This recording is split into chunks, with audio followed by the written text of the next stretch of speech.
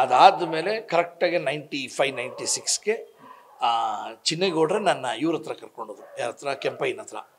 ನಾನು ಅವಾಗ ಕತೆ ಬರೀತಾ ಇದ್ದೆ, ಸ್ಟಾರ್ಟ್ ಮಾಡಿಬಿಟ್ಟಿದ್ದೆ. ಅವಾಗ ಕರ್ಕೊಂಡೋದಾಗ ಅವರು ಕೆಂಪಯ್ಯನವರು DCP ಆಗಿದ್ದರು. ಅವರು ಫುಲ್ಲು ಕತೆ ಹೊರಗಡೆದೆಲ್ಲ ಹೇಳ್ತಾರೆ ಏನೇನಾಯಿತು ಅಂತ.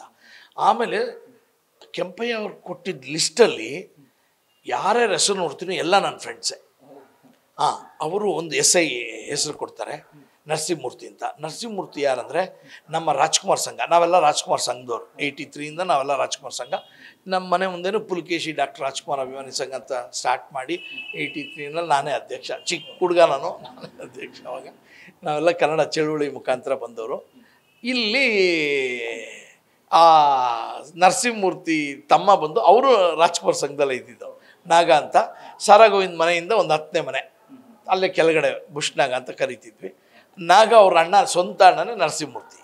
ಅದಾದಮೇಲೆ ಅವತ್ತು ಅಂಬಾಸಿಡರ್ ಕಾರ್ ಪೊಲೀಸರು ಕೊಟ್ಟಿರೋದು ನಮ್ಮ ಮಾಲಿಂಗಂ, ಅವರು ಇಲ್ಲೇ ಇದ್ದಾರೆ. ಎಲ್ಲರೂ ಸುತ್ತ ಮುಂದೆಲ್ಲ ನಮ್ಮ ಏರಿಯಲ್ಲೇ ಇದ್ದಾರೆ. ಆಮೇಲೆ ಪುಟ್ಟೇನಹಳ್ಳಿಗೆ ಎಷ್ಟು ದೂರ, ಇವ್ರು ಎಲ್ಲ 3-4 ಕಿಲೋಮೀಟ್ರ್ ಡಿಸ್ಟೆನ್ಸಲ್ಲೇ ನಡೆದಿರೋದು ಎಲ್ಲ ನಮ್ಮ ಕತೆ. ಎಲ್ಲ ಆ ಕತೆ ಫುಲ್ಲು ನಡೆದಿರೋದು ಇಲ್ಲೇ.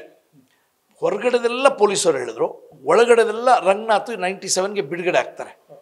ಅವ್ರಿಗೆಲ್ಲ ಹ್ಯಾಂಗಿಂಗ್ ಆಗಿರುತ್ತೆ, 28 ಜನಕ್ಕೆ ಹ್ಯಾಂಗ್ ಆಗಿಬಿಟ್ಟಿರುತ್ತೆ ಕೋರ್ಟ್ ಒಳಗೆ. ಅದಾದಮೇಲೆ ಇವರೆಲ್ಲ ಫೈಟ್ ಮಾಡಿದ್ಮೇಲೆ ಇವರೆಲ್ಲ ಬಂದು ಮರ್ಡರ್ಗೆ ಕಾನ್ಸ್ಪಿರಸಿಲಿ ಇಲ್ಲ, ಬರೀ ಶೆಲ್ಟರ್ ಟು ಕಿಲ್ಲರ್ಸ್ ಅಂತ ಬಂತು.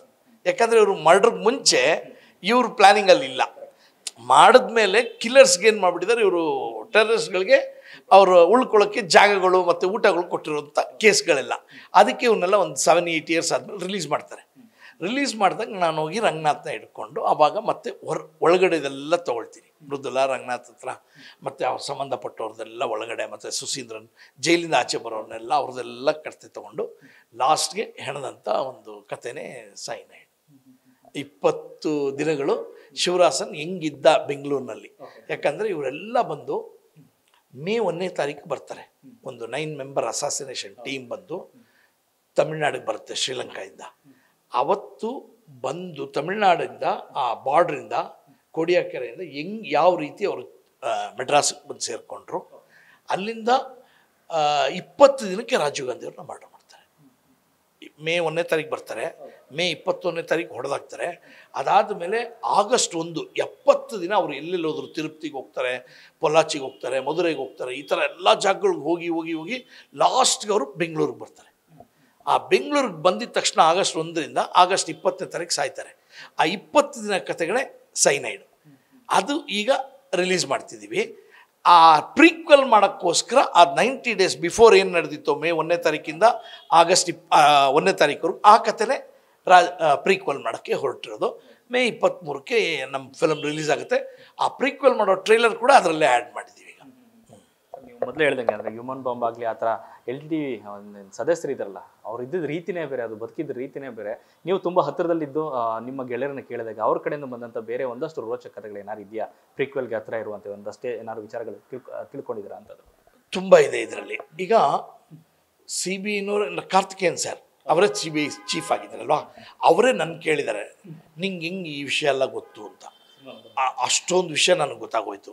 ಅವ್ರು ಇವಾಗಲೂ ಯಾರಿಗಾದ್ರೂ ಹೇಳ್ಬೇಕಾದ್ರೆ ಕಾರ್ತಿಕೇಯನ್ ಸರು ಇದ್ರ ಬಗ್ಗೆ, ರಾಜೀವ್ ಗಾಂಧಿ ಹತ್ಯೆ ಬಗ್ಗೆ ಏನಾದರೂ ಜಾಸ್ತಿ ಗೊತ್ತಿದ್ರೆ ಅದು AMRನೇ ಹೋಗಿ ಕೇಳಿ ಅಂತಾರೆ.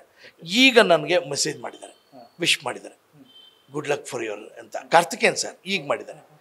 ಈ ಥರ ಕಾರ್ತಿಕೇಯನ್ ಸರ್ ಎಲ್ರಿಗೂ ಹೇಳ್ತಾರೆ, ನಿಮಗೇನಾದರೂ ವಿಷಯ ಬೇಕಿದ್ರೆ ಇದ್ರ ಬಗ್ಗೆ AMRನ ಹೋಗಿ ಕೇಳಿ ಅಂತಾರೆ. ಅದಲ್ಲದೆ ನೀನಾ ಅಂತ ಹೇಳಿ ಗಲ್ಫ್ ನ್ಯೂಸಲ್ಲಿದ್ದರು. ಅವರು ಗಲ್ಫ್ ನ್ಯೂಸಲ್ಲಿದ್ದು ರಾಜೀವ್ ಗಾಂಧಿಯವರು ಅವತ್ತಿನ ದಿನ ಶ್ರೀಪೆರುಂಬದೂರಿಗೆ ಬರೋಕ್ಕೆ ಮುಂಚೆ ಮೆಡ್ರಾಸ್ ಏರ್ಪೋರ್ಟಿಂದ ರಾಜೀವ್ ಗಾಂಧಿಯವರ ಅಂಬಾಸಿಡರ್ ಕಾರಲ್ಲಿ ಅವರು ಬರ್ತಾರೆ.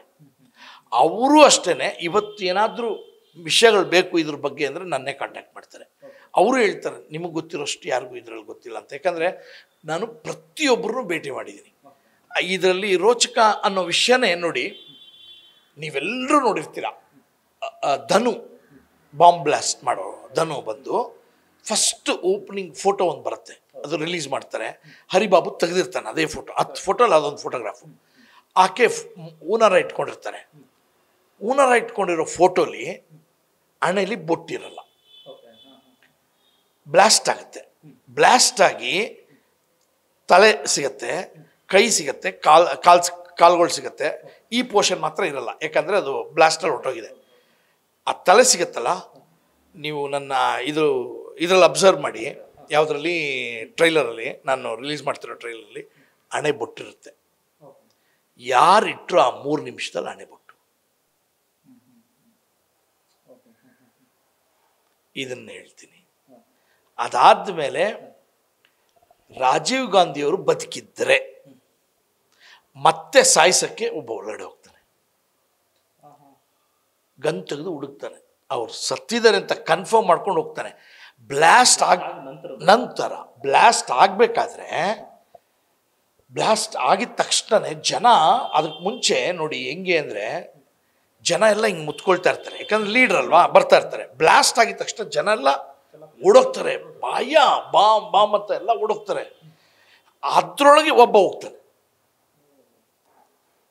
ಎಲ್ಲರೂ ಆಚೆ ಹೋದಾಗ ಅವನು ಒಳಗಡೆ ಹೋಗ್ತಾನೆ, ಚೆಕ್ ಮಾಡ್ತಾನೆ, ಎಲ್ಲ ಬಾಡಿ ಸತ್ತಿದ್ದಾರೆ ಅಂತ ಕನ್ಫರ್ಮ್ ಮಾಡ್ಕೊಂಡು ಹೋಗ್ತಾನೆ. ಈ ಥರ ವಿಷಯಗಳು ಸಾಕಷ್ಟು ಗೊತ್ತಿಲ್ಲ. ಅದಾದಮೇಲೆ ನಾವೆಲ್ಲರೂ ಅಂದ್ಕೊಂಡಿರೋದೇ ಬೇರೆ. ಹ್ಯೂಮನ್ ಬಾಂಬ್ ಇದೆಯಲ್ಲ, ಬೆಲ್ಟ್ ಬಾಂಬ್ ಯಾರು ರೆಡಿ ಮಾಡಿದ್ರು, ಅದು ಹೆಂಗೆ ಬಂತು ಅಲ್ಲಿಗೆ, ಈ ವಿಷಯನ ಹೇಳ್ತೀನಿ. ಇದೆಲ್ಲ ನನ್ನ ರಿಸರ್ಚಲ್ಲಿ ನಾನು ಮಾಡಿರೋ 25-30 ವರ್ಷ ರಿಸರ್ಚಲ್ಲಿ ನನಗೆ ಗೊತ್ತಾಗಿರುತ್ತೆ ಪ್ರತಿಯೊಂದು ಈ ಥರ. ಯಾಕಂದರೆ ನನಗೆ ಇದನ್ನು ಕೇಳಿದ್ರು ಕಾರ್ತಿಕೇಯನ್ ಸರ್ ಆಗಲಿ, ಮಿಕ್ಕಿದ್ದವರು ನಮ್ಮ ರಾಘೋತ್ತಮ್ ಸರ್, ಶಿವಾಜಿ ಸರ್ ಎಲ್ಲರೂ ಕೇಳ್ತಾರೆ, ನಾನು ಹೆಂಗೆ ಗೊತ್ತಾಯ್ತು ನಿನಗೆ ಅಂತ. ಸರ್, ನೀವು ಪೊಲೀಸರು, ನಿಮ್ಗೆ ಅವ್ರು ಎಷ್ಟು ಹೇಳಬೇಕೋ ಅಷ್ಟು ಮಾತ್ರ ಹೇಳ್ತಾರೆ ಸರ್. ನಾನೊಬ್ಬ ಡೈರೆಕ್ಟ್ರು, ನಾನು ಆಲ್ರೆಡಿ ಈಗ ಸೈನೈಡ್ ಮಾಡಿದ್ದೀನಿ. ಆ ಪಿಕ್ಚರ್ನ ಅವ್ರು ನೋಡಿದ್ದಾರೆ, ನನ್ನ ಹತ್ರ ಆಲ್ಮೋಸ್ಟ್ ಅಲ್ಲೆಲ್ಲ ಓಪನ್ ಅಪ್ ಆಗ್ತಿದ್ದಾರೆ ಸರ್, ಏನೇನು ಅಂತ ನಾನು ಅವ್ರಿಗೆ ಹೇಳ್ತೀನಿ. ನಾನು ಏನು ಬೇರೆ ಏನಿಲ್ಲ, ನಿಜ ಹೇಳಬೇಕು ಅಂದರೆ ನಿಮ್ಮ ಥರ ಒಬ್ಬ ಜರ್ನಲಿಸ್ಟ್ ನಾನು. ನೀವು ಏನೀಗ ಮಾಡ್ತಿದ್ದೀರ ಅದೇ ಕೆಲಸ ನಾನು ಮಾಡೋದು. ಹೋಗಿ ಇದೇ ಥರ ಮೈಕ್ ಹಿಡಿತೀನಿ, ನನಗೇನೇನು ಬೇಕೋ ಎಲ್ಲ ಕೇಳ್ತೀನಿ, ಅವ್ರು ಹೇಳ್ತಾರೆ. ಇದನ್ನು ಯಥಾವತ್ತಾಗಿ ನಾನು ಸ್ಕ್ರೀನ್ ಮೇಲೆ ತರ್ತೀನಿ. ಇದು 3 ಮೀಡಿಯಾ, ಒಂದು ಪ್ರಿಂಟ್ ಮೀಡಿಯಾ, ಇಲ್ಲ TV ಮಾಧ್ಯಮ, ಇಲ್ಲ ಸೋಷಿಯಲ್ ಮೀಡಿಯಲ್ಲಿ ಬರಬೇಕು, ಇಲ್ಲ ಅಂದರೆ ನಮ್ಮಂಥ ಸಿನಿಮಾದವ್ರು ಯಾರು ತೆಗಿಬೇಕು.